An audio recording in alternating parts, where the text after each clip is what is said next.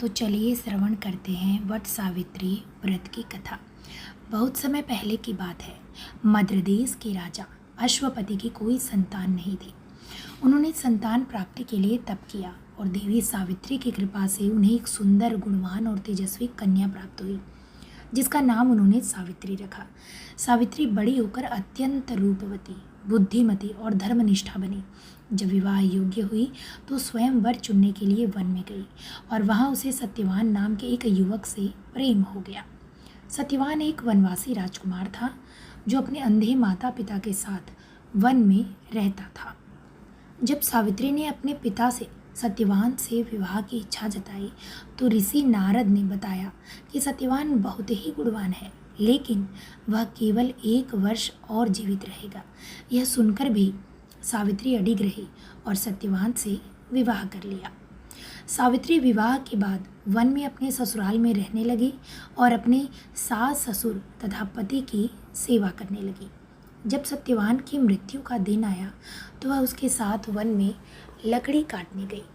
वहाँ सत्यवान को चक्कर आया और वह उसकी गोद में सो गया। वहीं उसकी मृत्यु हो गई। यमराज उसकी आत्मा लेने आए। सावित्री यमराज के पीछे पीछे चल पड़ी। यमराज ने मना किया, लेकिन सावित्री अपने पतिव्रत धर्म और ज्ञान से उन्हें प्रभावित करती रही। यमराज ने प्रसन्न होकर उसे वरदान देने की बात कही। सावित्री ने पहला वरदान अपने सास ससुर की दृष्टि और राज्य वापसी मांगी। दूसरा वरदान 100 पुत्रों की माँ बनने का मांगा। जब यमराज तीसरा वरदान देने लगे तब सावित्री ने कहा कि मैं अपने पति से ही संतान चाहती हूँ।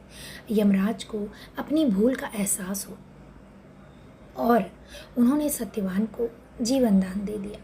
इस प्रकार सावित्री के धर्म, तप और पतिव्रत के बल पर सत्यवान को जीवन दान मिला।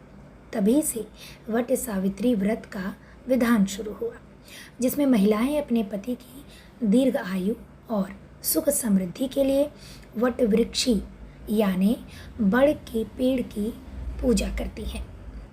तो आप सभी को वट सावित्री के व्रत की खूब खूब बधाई हो। इस कथा को सुनने अथवा पढ़ने से बहुत फल प्राप्त होता है। तो जो भी माताएं बहनें वट सावित्री का व्रत रहें वे इस कथा का श्रवण जरूर करें। राधे राधे।